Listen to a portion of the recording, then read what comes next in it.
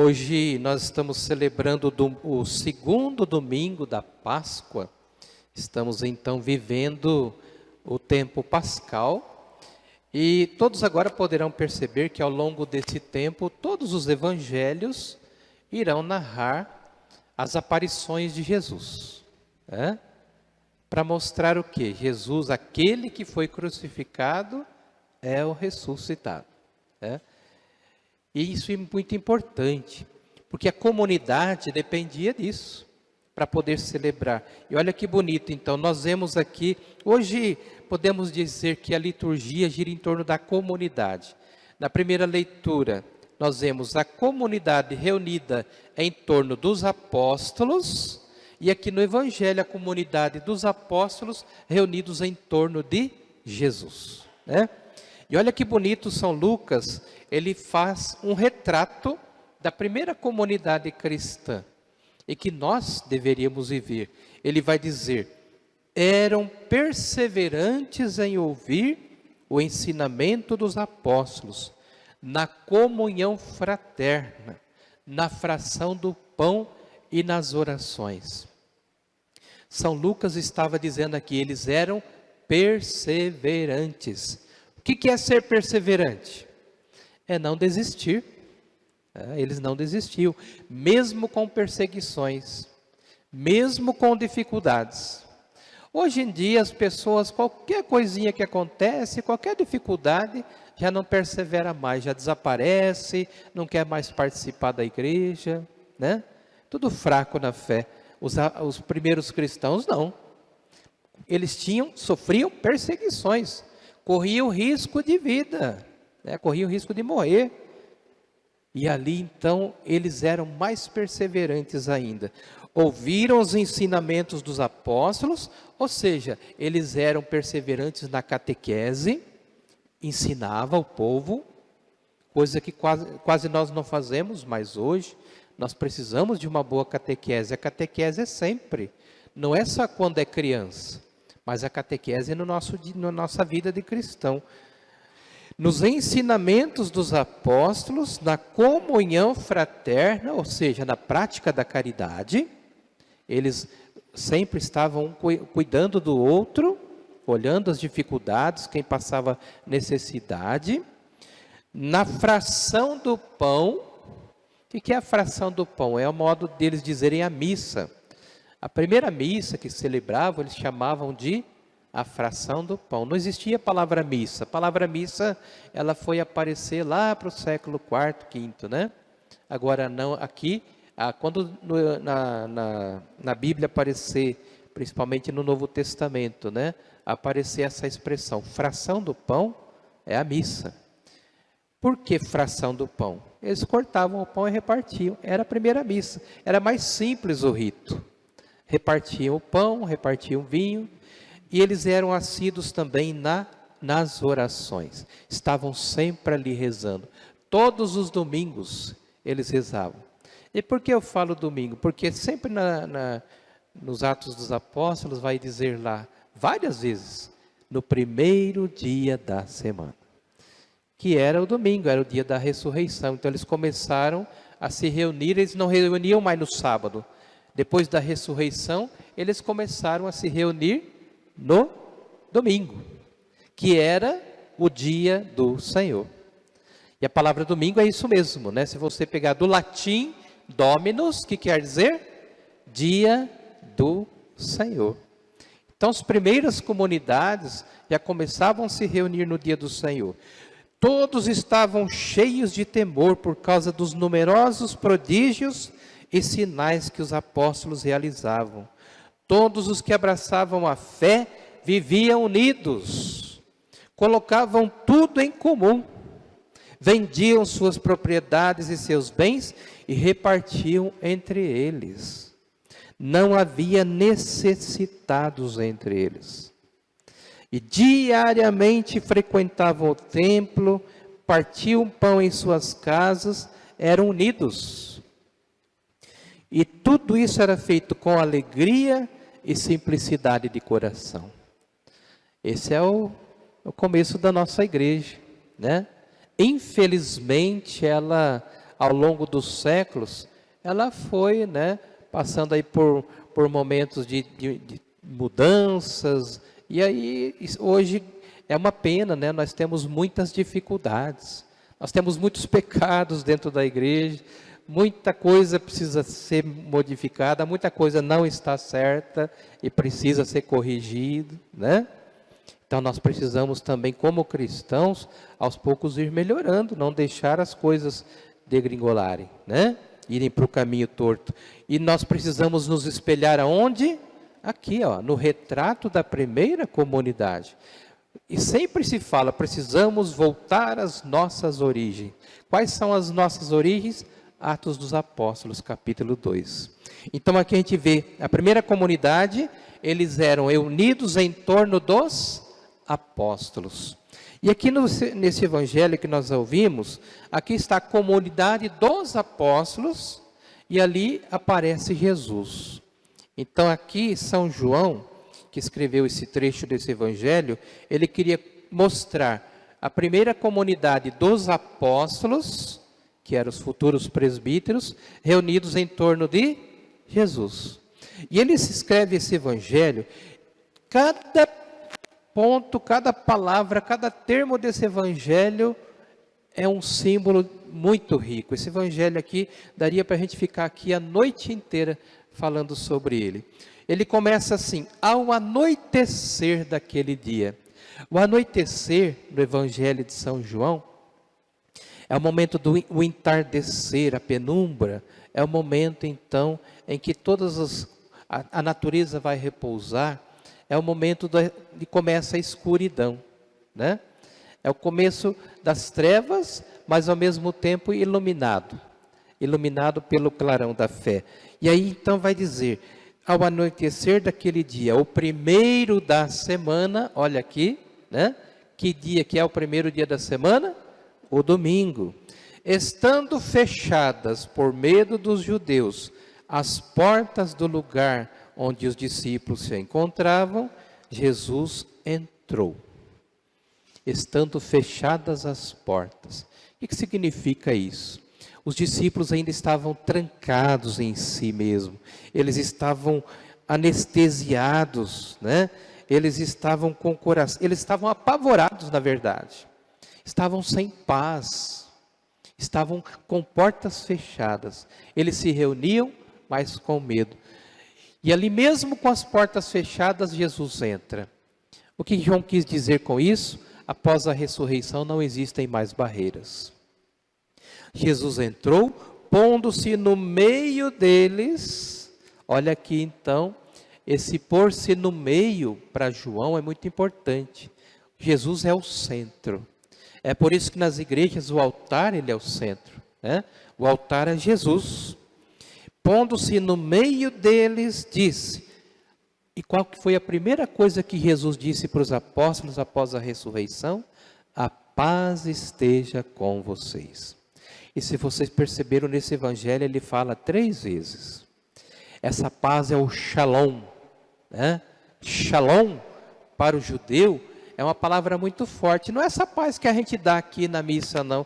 Que a gente começa a correr no meio da igreja, procurando a paz de Cristo, amor de Jesus, né? Não, essa pazinha que nós damos aqui, não tem nada a ver com a paz de Cristo. A paz de Cristo é uma paz que envolve todo o nosso ser. Desejar a paz de Cristo é dizer, a paz significa que Deus te envolva com toda a sua força. Essa é a paz para o judeu, a paz que vem de Deus, né? Essa paz não é festa, mas é força para você viver o seu dia a dia. Entenderam? Por isso que a igreja já baniu a paz de Cristo, né? Porque começou a virar festa, e ninguém mais se percebia como que é, o que é realmente a paz de Cristo. Então essa paz que vem de Deus, é uma paz que eu tenho que viver a cada dia. Não é só desejar a paz de Cristo um para o outro, mas é você realmente viver a paz e espalhar a paz. Nós precisamos ser portadores da paz. Vocês perceberam? Então esse shalom significa isso. Eu preciso estabelecer a paz na minha família, no meu trabalho, no meu lazer, em todos os ambientes. Esse shalom, eu tenho que levar comigo, né? É uma vivência. A paz esteja convosco. Depois de dizer essas palavras, mostrou-lhes as mãos e o lado. Por que Jesus mostrou as mãos? Porque ali estavam ainda as marcas da crucificação. Para dizer, eu sou aquele que pregaram na cruz. Aqui estão as marcas. Né? O ressuscitado é o crucificado. E ao mesmo tempo para os apóstolos poderem dar testemunho. Nós vimos o Senhor, como está escrito aqui. Depois de ter dito isso, soprou sobre eles e disse, recebam o Espírito Santo. Quando Deus fez o homem, Deus fez ele do barro, fez o que sobre o homem? Soprou, né? Um sopro de vida.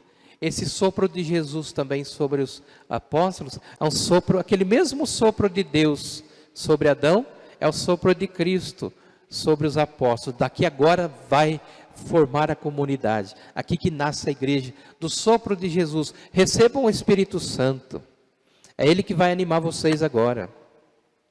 E para que vocês vivam isso, vocês precisam agora perdoar. Recebam o Espírito Santo, os pecados daqueles que vocês perdoarem, serão perdoados. Os pecados daqueles que vocês não perdoarem, serão retidos. Olha quanto simbolismo. Mas não acaba por aí não. De repente, Tomé, aparece aqui Tomé, chamado Dídimo. Ele não estava. Faltou a missa. Né? Domingo passado ele faltou a missa, Tomé. E aí, 8 dias depois, ele estava lá, né, na fração do pão. E aí, então, os discípulos falaram, nós vimos o Senhor. E Tomé disse, se eu não vir a marca dos pregos nas suas mãos, se eu não puser o dedo nas marcas dos pregos, eu não acreditarei.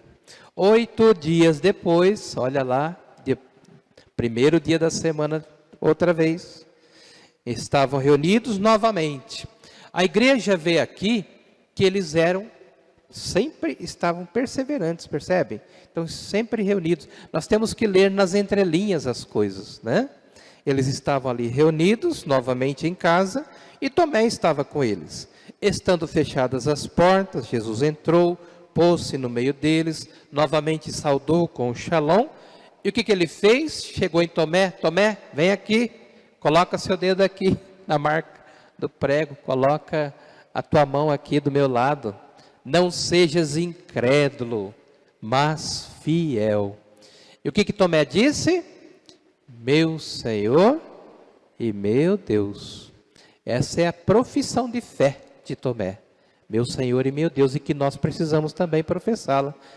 Dizer, Senhor, Senhor é o meu Senhor, é o Senhor da minha vida. O Senhor é o Deus da minha vida, né? É por isso que quando o padre levanta a hóstia, e levanta o vinho na consagração, você deve dizer para você, meu Senhor e meu Deus, mas bem baixinho, só para você escutar. Não fica falando alto aí para os outros escutarem, não. Porque é uma profissão de fé sua e de Tomé. Aliás, aqui o nome de Tomé, chamado Dídimo, né? A palavra Dídimo em hebraico é gêmeo. Ele tem um irmão gêmeo. Quem será que é o irmão gêmeo de Tomé? Não está escrito aqui. Quem será que é? Sou eu, é você, é cada um de nós. Nós também somos incrédulos, assim como Tomé. Muitas vezes a gente precisa ver para crer. Né? Nós somos muito incrédulos ainda. Ah, padre, eu tenho fé. Mas como que você está vivendo a sua fé? Muitas vezes você age como alguém que não tem fé. Nós somos que nem Tomé, né? Precisamos ver para crer. Então, esse nome de Tomé, Dídimo, gêmeo, é cada um de nós, nós somos gêmeos de Tomé. Por isso que nós temos que fazer essa mesma profissão, quando o padre ergue a hóstia e o vinho, você como Tomé diz, meu Senhor e meu Deus, eu creio, mas aumenta a minha fé. Mas é para você ouvir, não é para o outro ouvir não, é você, né? É que a gente fala isso porque um outro começou a falar mais alto e todo aí tem lugar por aí que fala, todo mundo na igreja, meu Senhor e meu Deus. Não, tem nada disso, né? É para você, é você que tem que professar a sua fé, assim como Tomé, né? E aí depois Jesus vai dizer: Tomé, você acreditou porque você tocou, porque você viu. Felizes aqueles que acreditaram sem terem visto. Jesus estava falando não só de Tomé, mas estava falando agora de mim e de você. Nós não precisamos tocar em Jesus, nem vê-lo. Ele não precisa aparecer aqui agora. Por quê? Nós sabemos, Ele está aqui. Ele está no meio de nós. Jesus se revela na sua palavra. Jesus se revela aqui na união da comunidade. Jesus se revela, Ele se dá no pão, né? Que são as formas de Jesus estar presente no meio de nós. Não só na Eucaristia, mas também na palavra, no povo reunido e no presidente da celebração. São as formas de Jesus estar.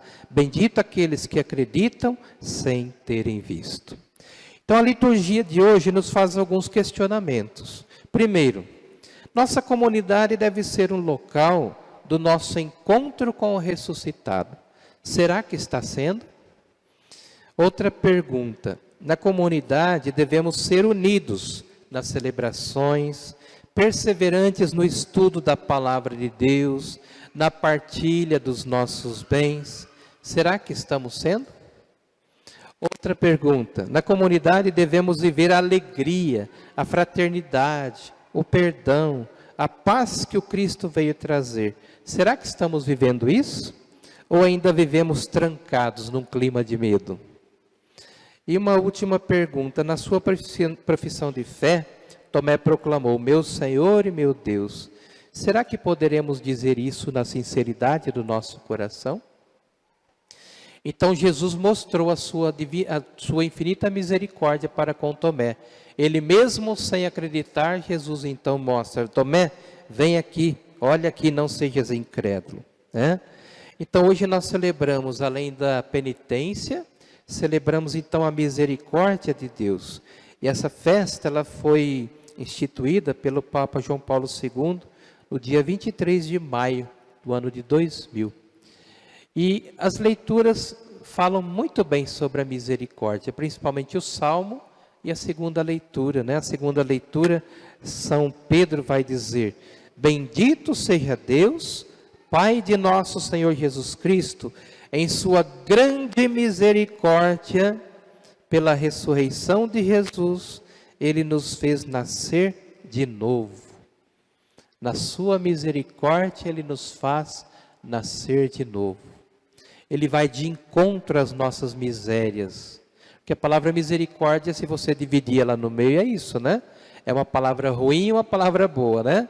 Miséria, cordes. O que é miséria?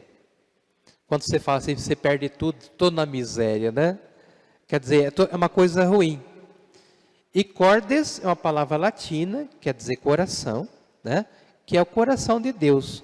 Coração de Deus, coração de Jesus, que vem de encontro às nossas misérias. E ali Ele vai transformar tudo que é miséria, tudo que é ruim, vai transformar em coisas boas, graças ao grande amor do seu coração. Então, misericórdia é isso, né? Tirar do ruim coisas boas.